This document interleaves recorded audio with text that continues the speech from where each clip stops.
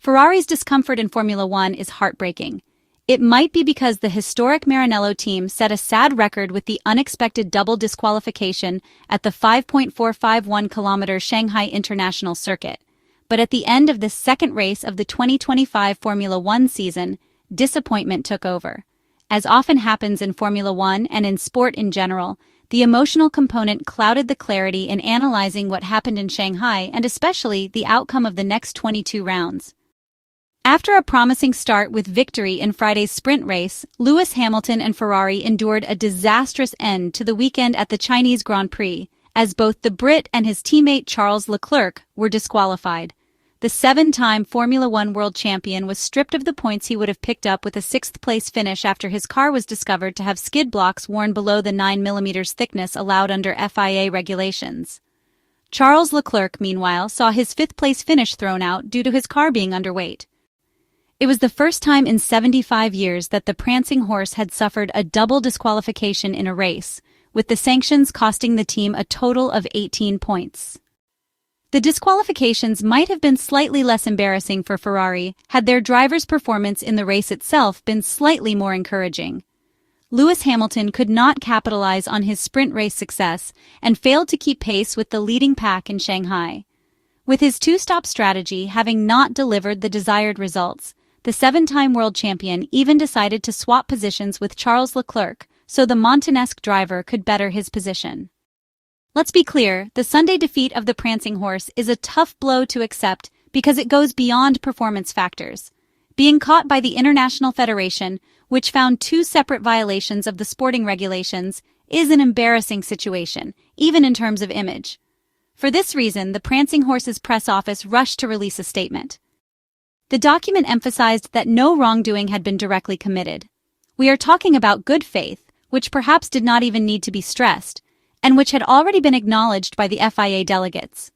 A stain capable of erasing the joy of the previous days when Lewis Hamilton managed to take pole position and win the sprint race with great authority.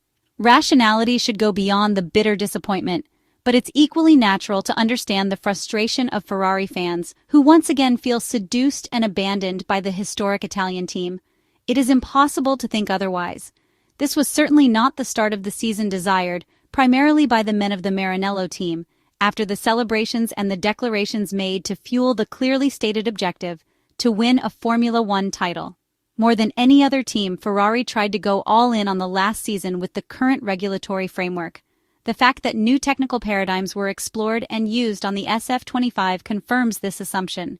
If the weekend in Australia had been dismissed as a serious but absolutely recoverable misstep, what happened last weekend seems like a knockout blow to the Red Team's World Championship ambitions and more.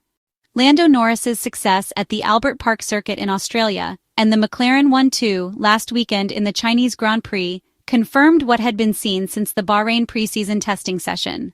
McLaren's project is technically mature and competitive, built on the certainties acquired last season, and the start of the 2025 Formula One campaign is therefore in line with predictions.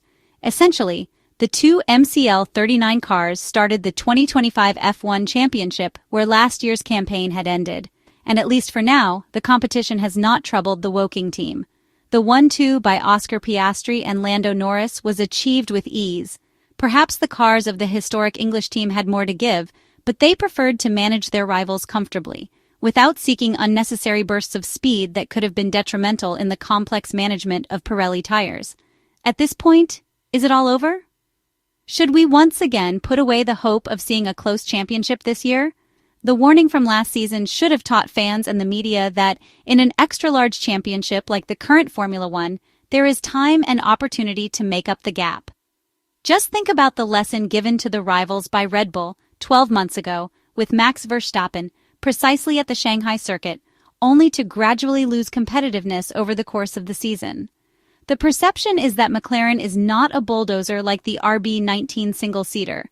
There is a technical advantage, but it could be offset by the evolutionary or corrective process of Mercedes, Ferrari, and Red Bull. Probably today, anger and disappointment are such that considering this possibility seems unlikely. But this is exactly what happened last year. However, it is necessary to accelerate all actions aimed at making the performance step in order to be able to duel equally with Lando Norris and Oscar Piastri. The competition is therefore working to close the gap. Ferrari has shown that the SF25 car can achieve absolute performance of considerable respect during the last sprint weekend.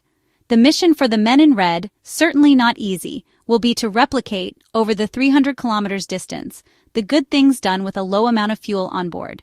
Maranello. The team was highly aware of this, even before the second Eastern round of the 2025 Formula One Championship. Technical director Loic Serra did not take part in the trip to China in order to focus efforts on resolving the current technical shortcomings of the 677 project. A car designer with a too-short operating window, which offers minimal degrees of freedom to the Ferrari engineers and technicians in defining an optimal setup. It remains to be seen whether these are simply issues related to the learning curve of a new car. We are talking about a single-seater that uses technical solutions that represent a strong discontinuity with the previous cars, or whether the SF25 needs invasive modifications. The Formula One calendar is not friendly with Ferrari when looking at the upcoming rounds. After the break, there will be a triple header of races: Japan, Bahrain, and Saudi Arabia. Essentially, for those who are behind, a first update should be decided within the next 2 weeks without much time to assess the quality of the updates. Otherwise, they already may find themselves with a huge gap to recover in terms of points. The Prancing Horse therefore wants to turn the page and wake up from the nightmare of the first 2 race weekends. From early setup issues to the double disqualification in Shanghai, Ferrari has also struggled with some strategic errors, miscommunications with drivers, and performances that have fallen short of expectations. In short, the start of the 2025 Formula One season has been nothing short of disastrous for a team that entered the championship with enthusiasm and high hopes. However, not everything is negative for the Italian side after Melbourne and Shanghai. Shedding some light on Ferrari's bleak start are the performances of its pit stop crew. Once a weakness, pit stops have now become a strong point for the Maranello outfit, thanks to teamwork that has elevated both speed and efficiency to an impressive level. During the first 2 rounds, the mechanics have shown great coordination.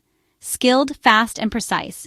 This is how we could describe the work of Ferrari's pit crew in the Australian Grand Prix and the Chinese Grand Prix. In both opening races, Ferrari recorded the fastest pit stops. Charles Leclerc benefited the most, with particularly standout stops. At the Albert Park circuit in Melbourne, the fastest stop of the race was for the Monegasque driver on lap 34 of the race, with his tires changed in just 2.32 seconds. Slightly slower, if it can even be called that, was Lewis Hamilton's pit stop a few laps later. When the Briton pulled into his pit box on lap 47, Ferrari's mechanics completed the tire change in 2.38 seconds, marking the second fastest stop of the Australian Grand Prix. After Melbourne's success, Ferrari's mechanics delivered another stellar performance last weekend at the Shanghai Circuit. Once again, Charles Leclerc's stop stood out, with his pit crew executing a lightning-fast tire change in just 2.05 seconds on lap 15. While Charles Leclerc's stop was the fastest of the Chinese Grand Prix, the one performed on Lewis Hamilton's SF25 car also deserves recognition. Despite the fact that it ranked only 6th fastest of the race, his 2.35-second stop, matching Ferrari's record-breaking pace in Australia, was yet another display of the Maranello team's efficiency. As Ferrari awaits its first upgrades to unlock the SF25's true potential, it can at least take pride in its flawless pit stops.